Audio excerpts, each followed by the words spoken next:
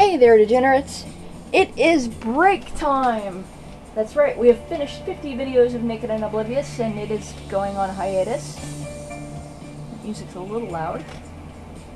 And so, I have decreed that before we start a brand new project, oh yes, brand new project, we're gonna have about a week's worth of break.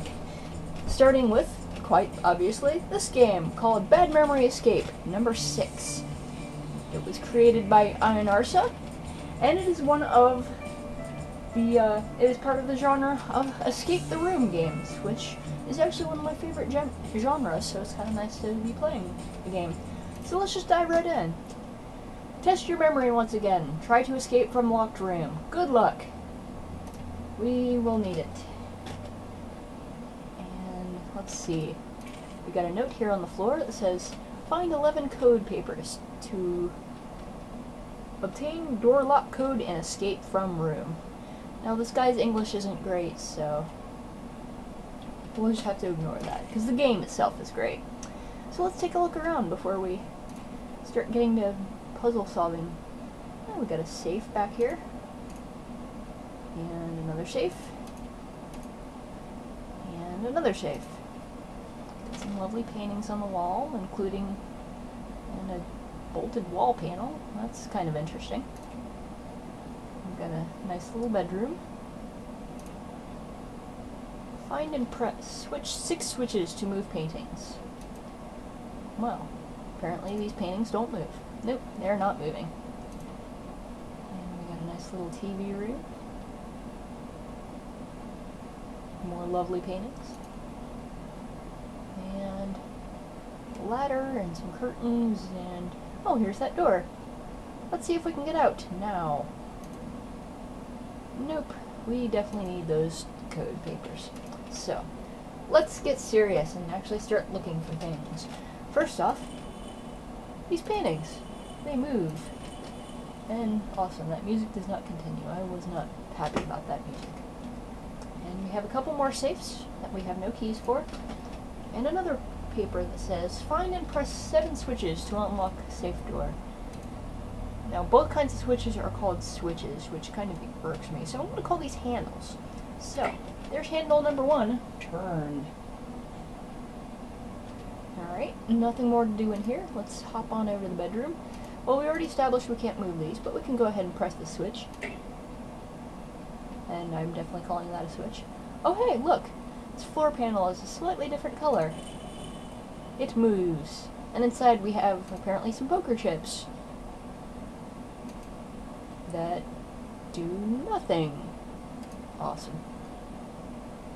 Alright, now we have arrows here on the left. One pointing left and one pointing right. And on the left side, we have stuff, like this handle to turn. And this little square to pick up. And I know you can't quite see the inventory, but now you can. And look, it says 11 equals 8. Must be one of the code papers we're looking for.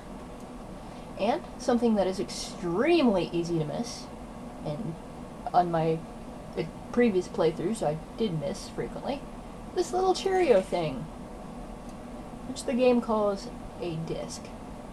Well, okay. We have a Cheerio for no apparent reason. Good. Let's check out the right side. We have another handle to turn, and some odd little shapes in the floor, and a differently colored panel that doesn't seem to work at all. And nothing more to do in this room. So let's move on to the TV room. And it's got a lot of arrows. But before we press any arrows, let's pop these paintings off the wall. Yay, this is the way to treat valuable and precious art. And we have another safe, and oh look! Appears to be rings of various sizes. Rings or discs? Well, we got another switch we can press, so let's do that once. And check out the first view. It is a view of one of the couches. Well, we have another bolted panel we can do nothing with, but over here, that one opens, and we get Cheerio or disc number 2, and it is a somewhat larger Cheerio or disc.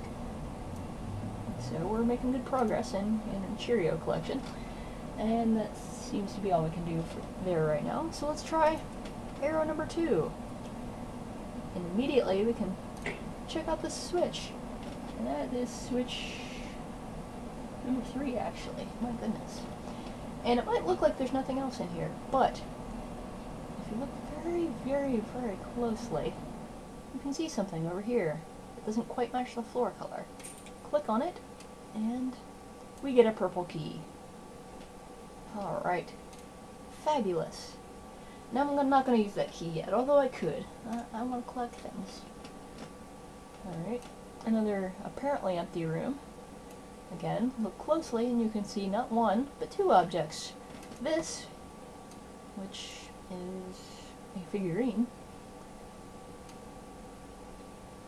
I wonder where that goes. And another key right here. A blue key this time. And that's all we can do there. So let's go to arrow number... Are we on 4 already? I think we are. Yep, we're on arrow 4. Arrow 4 has another code paper. This one reading 9 equals 1. And if you look closely around this plant, you'll see another key. This one is the green key. So, we have a happy little key collection growing. I wish this showed the full screen. It's kind of annoying having to go back and forth, but what can you do? Alright. And we have another switch. Switch number, what, 4? Maybe? No. And it might look like it's empty, but again, real close, and in this corner, you'll see a key. This one, despite looking gold against the wood, is a black key. I guess it'd be really hard to see a black key against the wood. So. And finally, view number 6 contains a couple of panels we can see right off, with another handle switch. Handle... what? I don't know, I've lost track. It's a handle and it's there. And another code paper that is blatantly obvious by its presence. And this is 7 equals 4. Alright, so we have 3 code papers. We're almost out that door. Not really. Alright, and our final room, which I like to call the curtain room. There isn't a whole lot going on in this one. We've got another switch. Switch number 5. Hey! We only need 6 switches, so we're doing pretty good there. And it looks like it's empty, except for this bolt panel and this highly conspicuous ladder. But actually, it's not, and this one's kind of a jerk move.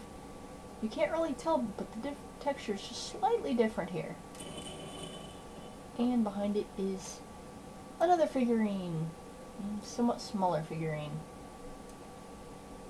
Alright, so it seems like we've done everything we can before opening some of those safes, right? Wrong. This ladder allows us to look in the top of this lamp, and we acquire another code paper. That one reading 8 equals 6. Okay, good to know. And is that all we can do with this ladder? Of course not. It moves super fast, and happily positions itself against this lamp, giving us another code paper reading 4 equals 8, I think. It's kind of hard to read the yellow. And once again, ladder, and once again lamp, once again code paper, 5 equals 3. Well, we're accumulating a pretty decent collection. We've got 6 now. Hey, we're over halfway. And one more ladder destination. And this code paper is not a code paper at all. This lamp appears to be empty, unless we look really close and see this key, the red key. Alright. Well, that's just about it for that ladder, so we're just going to move it away. And what have we got? We've got a bunch of keys, and hey, we have, like, safes that match these keys. So let's open up the black safe, which contains a third Cheerio. Excellent. Blue safe with another handle. And let's see, what else have we got here? We've got a yellow safe, a pink safe, red safe. Here we go. Hey, and that is switch number 6, and the paintings is moving. I know, it's R moving, but again, the guy's English isn't fantastic, and we're gonna forgive him that. And look, that is definitely a bunch of moved paintings. We get the code paper 6 equals 5. We have another bolted down panel that we apparently can't do anything with. We have another handle switch. Well, that's great. I don't think anything happened though. And we have another figurine. A smaller one this time. Now where have I seen... Oh, would you look at that? That looks sort of figurine shaped. Maybe. I don't know if you can tell, but it definitely looks figurine shaped. But there's one on this side, and I don't think we have that one yet, so we're going to leave that alone. We have more keys. Like this highly conspicuous purple safe. Oh, and that would be a 4th figurine. But we still have one more key to dispose of before we go opening things with figurines. A code paper, 3 equals 4. Oh, and I almost missed this. There's a handle behind that figurine in the safe. And that was handle number 7, which means more stuff is open. Let's go ahead and place our Cheerios. And see what opens here. Another code paper, 10 equals 1. Now it looks like we're missing 3, but remember there's only 11 code papers, so we're actually only missing 2. We're making fantastic progress. So let's see, do we go for... Let's go for this, which is... Remember, we had to press 7 switches or handles to unlock the safe door? We did it, and now it is unlocked, revealing 2 equals 6. So we have 2, 3, 4, 5, 6... Yep, we're only missing number 1 and what it equals. The only place we have left is this figurine thingy. And we have a weird little one at the end. And hooray! It opens the last code paper. Obviously, we are now free. Let us go insert the code and run away from this horrible place. I know there's some puzzles that we didn't, like, explore, but obviously, who cares? Alright.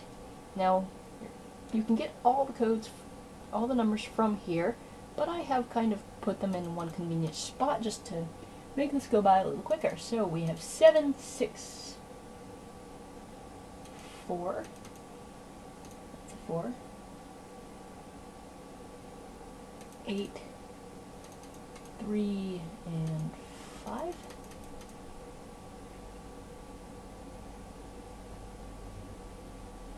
4 and 6. 1, 1, and number 11 is 8. Nothing's happening. That's because we have to press OK. And freedom! The sweet, sweet air of freedom! And a car! I don't have any car keys. Oh crap, I guess we're not escaping yet after all. But what is this? It is a tool. Looks like a pair of pliers to me. And yet somehow we can use pliers to open up screws. Sure, why not? Maybe they're giant bolts, who knows? And opening that up reveals a triangle. Well, alright. Triangles.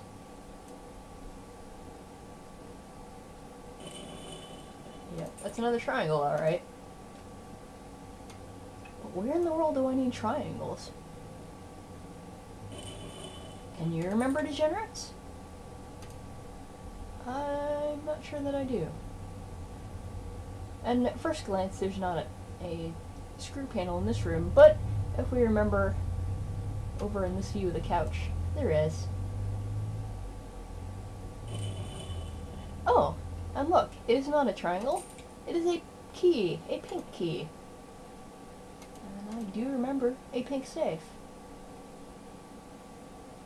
Right behind this blue chair. And we have something. Oh, it looks like we have another puzzle. And this one, this had me stuck for a long, long time.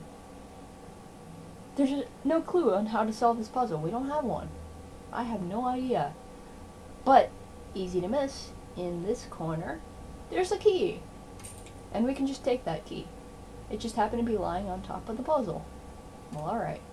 And this is a golden key, and if you remember, behind this chair is a golden safe, or a yellow safe. And there's a cat now trying to stand on my hand because she is annoying. At least you're laying down. And we have picked up something. It looks like a piece of paper with a hint. It is even called Hint. So now we have a hint on how to solve this puzzle. 1, 2, 2, 4. 3 was 1. 4 is 3. 5 is 4. And 6 is 3. And once again, we have to push something to make this work out. And we have a 4th triangle. Wasn't that fantastic? Triangles. Triangles. Oh, wait a minute. There's still the poker chip puzzle, which we have yet to solve. And just placing these in the appropriate places makes the poker chips spin. And once we've spun them all, the car keys emerge. Hooray, we have escaped this crazy house and gotten a new car. Wait, our keys just disappeared. I think I broke it off from the handle, maybe? No, you just have to open the door. And we have Kong Tats, which is a running joke. He has not actually misspelled that. That is how he says congrats. And congrats to us, for we have finished Bad Memory Escape 6. It's a pretty fun series of games, and I recommend it if you're into Escape the Room. It doesn't require too much brain power, just a keen eye. But, you should expect to see more of these kinds of games in the future, at least for Let's Take a Breaks. But this has been Let's Take a Break with Bad Memory Escape 6. I am your host, Super Jen, and tune in tomorrow for an entirely different game. See you later.